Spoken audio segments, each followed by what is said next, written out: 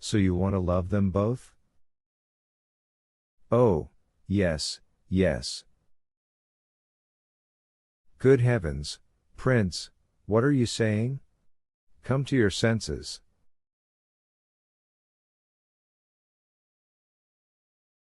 Without Aglaya I absolutely must see her. I'll soon die in my sleep. I thought last night that I was going to die in my sleep.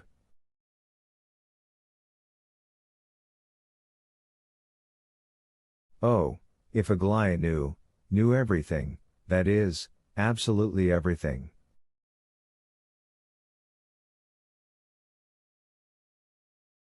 Because here you have to know everything, that's the first thing. Why can we never know everything about another person when it's necessary, when the person is to blame? However, I don't know what I'm saying, I'm confused, you struck me terribly. Can she really still have the same face as when she ran out?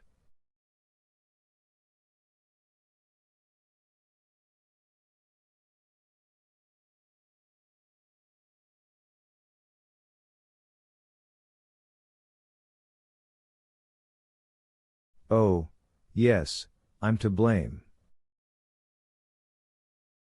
Most likely I'm to blame for everything. I still don't know precisely for what, but I'm to blame. There's something in it that I can't explain to you, Yevgeny Pavlik, I lack the words, but Aglaya Ivanovna will understand.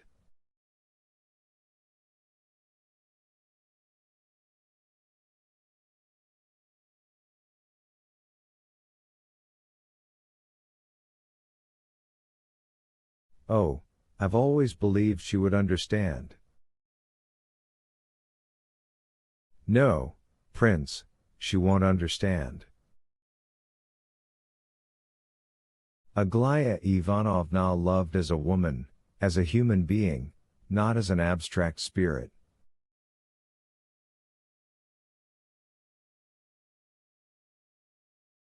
You know, my poor Prince, most likely you never loved either of them.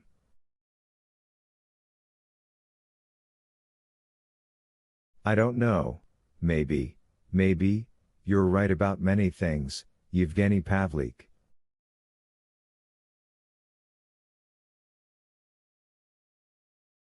You're extremely intelligent, Yevgeny Pavlik. Ah, my head's beginning to ache again, let's go to her.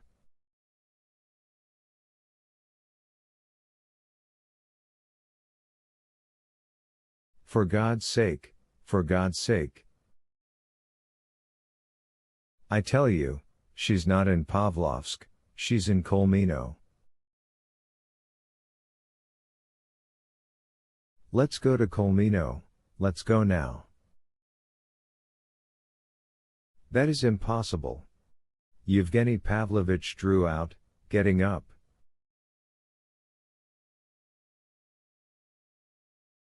Listen, I'll write a letter, take a letter to her. No, Prince, no. Spare me such errands, I cannot.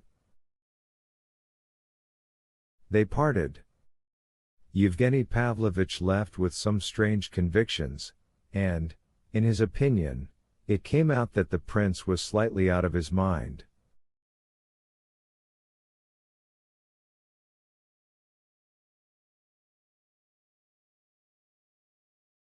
And what was the meaning of this face that he was afraid of and that he loved so much? And at the same time he might actually die without Aglaya, so that Aglaya might never know he loved her so much.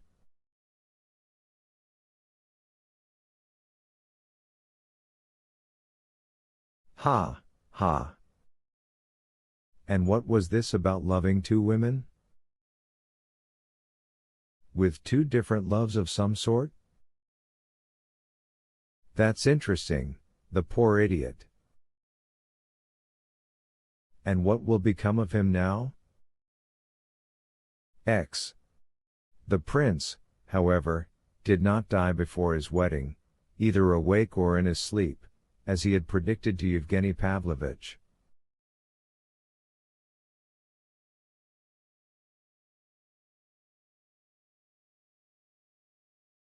He may indeed have slept poorly and had bad dreams, but in the daytime, with people, he seemed kind and even content, only sometimes very pensive, but that was when he was alone.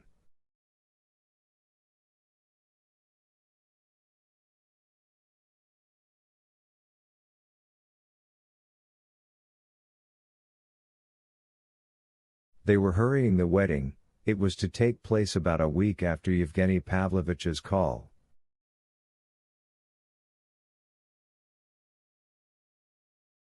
Given such haste, even the prince's best friends, if he had any, were bound to be disappointed in their efforts to save the unfortunate madcap.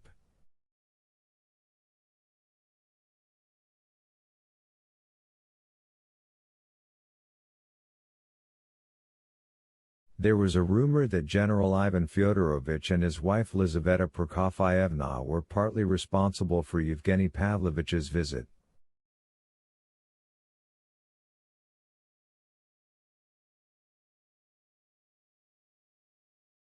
But even if the two of them, in the immeasurable goodness of their hearts, might have wanted to save the pathetic madman from the abyss, they had, of course, to limit themselves to this one feeble attempt. Neither their position, nor even, perhaps, the disposition of their hearts, as was natural, could correspond to more serious efforts.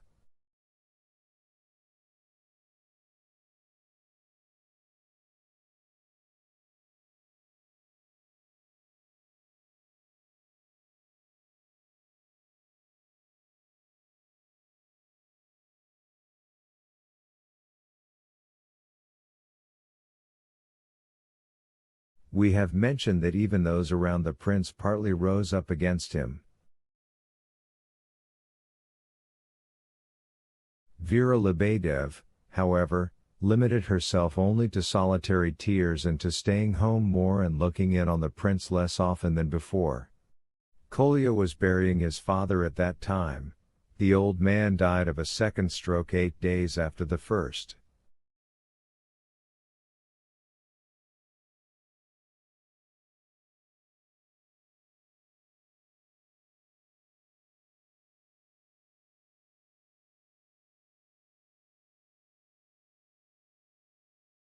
The prince shared greatly in the family's grief and in the first days spent several hours a day at Nina Alexandrovna's. He attended the burial and the church service.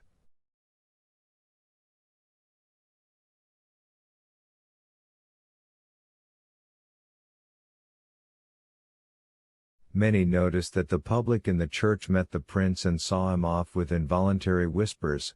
The same thing happened in the streets and in the garden. When he walked or drove by, people talked, spoke his name, pointed at him, mentioned Nastasia Filipovna's name.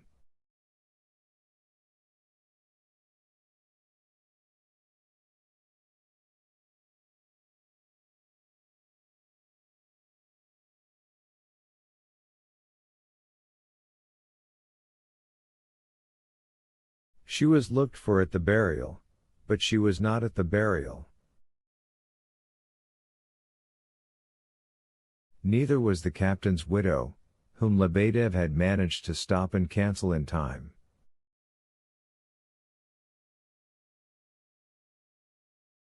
The burial service made a strong and painful impression on the prince. He whispered to Lebedev, still in church, in reply to some question, that it was the first time he had attended an Orthodox burial service, and only from childhood did he remember one other burial in some village church.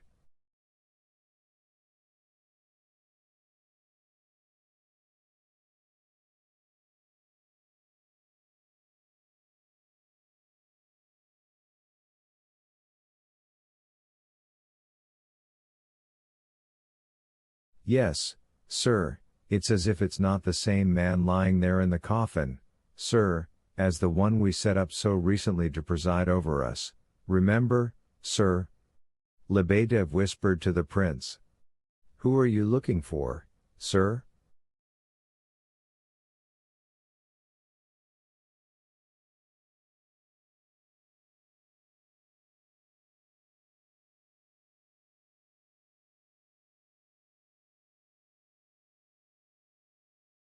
Never mind, I just imagined. Not Rogozhin? Is he here? In the church, sir. That's why it seemed I saw his eyes, the prince murmured in embarrassment. And why is he here?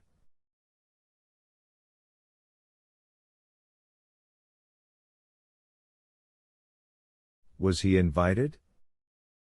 Never thought of it, sir. They don't know him at all, sir. There are all sorts of people here, the public, sir. Why are you so amazed? I often meet him now. This past week I met him some 4 times here in Pavlovsk.